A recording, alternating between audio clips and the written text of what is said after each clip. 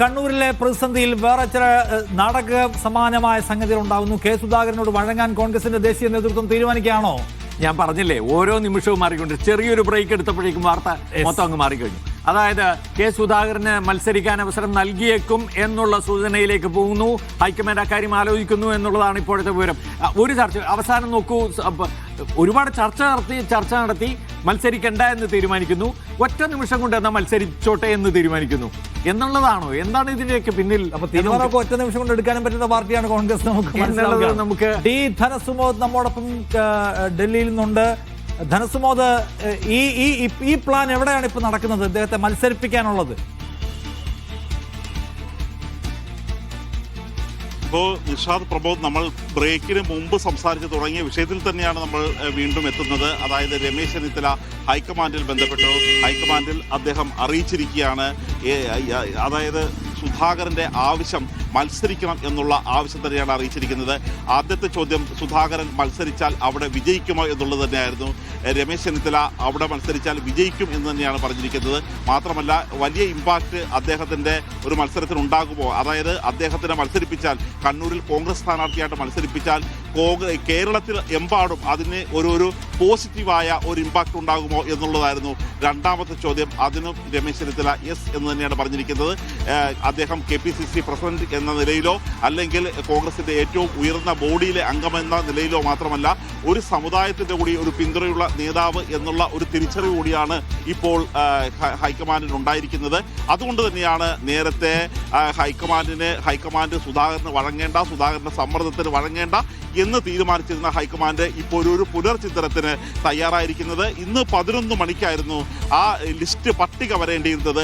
ഈ പട്ടിക വൈകുന്നതിൻ്റെ പ്രധാനപ്പെട്ട കാര്യം ഇപ്പോൾ ഇദ്ദേഹത്തിൻ്റെ കാര്യത്തിൽ എന്ത് തീരുമാനമെടുക്കണം, സുധാകരൻ്റെ കാര്യത്തിൽ എന്ത് തീരുമാനമെടുക്കണം എന്നുള്ള കാര്യം തന്നെയാണ്. മാത്രമല്ല, ഈ ഒരു ഇളവ് സുധാകരനിൽ മാത്രം നിജപ്പെടുത്തണം എന്നുള്ള ഒരു തീരുമാനം കൂടി ഹൈക്കമാൻഡിൽ ഉണ്ടായിട്ടുണ്ട്. ഇതുമായി ബന്ധപ്പെട്ട അന്തിമ പട്ടിക വന്നാൽ മാത്രമാണ് നമുക്ക് ഇക്കാര്യത്തിൽ സ്ഥിരീകരിക്കാൻ കഴിയുന്നത്. ആശയവിനിമയം ഇപ്പോൾ ഹൈക്കമാൻഡും രമേശ് ചെന്നിത്തലയുമായിട്ടാണ് നടന്നിരിക്കുന്നത്. ഈ ഹൈക്കമാൻഡിന്റെ മറുപടി രമേശ് ചെന്നിത്തല ഇപ്പോൾ സുധാകരനെ അറിയിച്ചിരിക്കുകയാണ്. അതുകൊണ്ട് സുധാകരൻ വാർത്താ സമ്മേളനം മാറ്റിവെച്ചിരിക്കുകയാണ്. ശരി, കെ സുധാകരന്റെ തീരുമാനം അദ്ദേഹം മാറ്റുകയാണ് എന്നാണ് നമ്മൾ കാണേണ്ട കാര്യം. വലിയൊരു സേവ് നടത്തിയിരിക്കുകയാണ് ശരിക്കും കോൺഗ്രസ്. അദ്ദേഹം BJP പോകുന്നതിനെ അവർ തടഞ്ഞു. സാജു, ഇത് കെ സുധാകരനെ സംബന്ധിച്ച് രാഷ്ട്രീയ വിജയമായിട്ട് വേണമെങ്കിൽ പറയാം ആഭ്യന്തരമായി. പക്ഷേ ഇത് സത്യത്തിലൊരു കോൺഗ്രസ്സുകാരന്റെ പൊളിറ്റിക്കൽ വിക്ടറിയാണോ?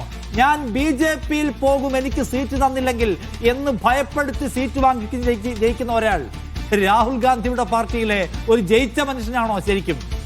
നിഷാദേ, ഇത് അതിനപ്പുറത്തേക്ക് കോൺഗ്രസിന്റെ കൈവിടാൻ കെ സുധാകരൻ ഒരു ഘട്ടത്തിൽ തീരുമാനിച്ചിരുന്നു. പക്ഷെ സുധാകരന്റെ കൈവിടേണ്ട എന്ന് കോൺഗ്രസ് ഇപ്പോൾ തീരുമാനിച്ചതിന്റെ ഭാഗമായി നടക്കുന്ന ചർച്ചകൾ എന്ന് വേണമെങ്കിൽ നമുക്കിതിനെ വിശേഷിപ്പിക്കപ്പെടാം. അതിനപ്പുറത്തേക്ക് ഇത് സുധാകരൻ എന്തോ പൊരുതി നേടി തന്നെ അവഗണിച്ചവരെ, തന്നെ തള്ളിക്കളഞ്ഞവരെ മുട്ടുകുത്തിച്ച് നേടിയെടുത്തതാണ് എന്ന രാഷ്ട്രീയ വ്യാഖ്യാനമൊന്നും സുധാകരന് നടത്താൻ മാത്രം കഴിയില്ല. ഒരു തെരഞ്ഞെടുപ്പ് കാലത്ത് തന്റെ പാർട്ടി ആകെ പ്രതിസന്ധിയിലാക്കിക്കൊണ്ടാണ് സുധാകരൻ തന്റെ സീറ്റിന് വേണ്ടി ഇത്ര കടുംപിടുത്തം പിടിച്ചത് എന്നുകൂടി നമ്മൾ മനസ്സിലാക്കേണ്ട. ഇതൊക്കെ കാണുന്നത് മുഴുവൻ വോട്ടർമാരാണ്. കണ്ണൂരിൽ മാത്രമല്ല, കണ്ണൂർ നിയമസഭാ മണ്ഡലത്തിലെ വോട്ടർമാർ മാത്രമല്ല കോൺഗ്രസിന് വോട്ട് ചെയ്യേണ്ടത് എന്നതുകൂടി ഓർക്കണം. അങ്ങനെ വരികയാണെങ്കിൽ സുധാകരൻ യഥാർത്ഥത്തിൽ ചെയ്തത് തന്റെ സ്വന്തം പാർട്ടിയെ അല്ലെങ്കിൽ വല്ലാതെ പിന്നോട്ട് വലിക്കുകയാണ് ഈ തെരഞ്ഞെടുപ്പ് രംഗത്ത് നടത്തിയ നീക്കങ്ങൾ എന്ന് വേണം നമ്മൾ മനസ്സിലാക്കേണ്ടത്. അതുകൊണ്ട് തന്നെ കെ സുധാകരനെ പോലെ ഒരു നേതാവ് ഇപ്പോൾ കോൺഗ്രസിനെ വിട്ടുപോകുന്നത് കോൺഗ്രസിന് വലിയ ക്ഷീണം ചെയ്യുമെന്ന്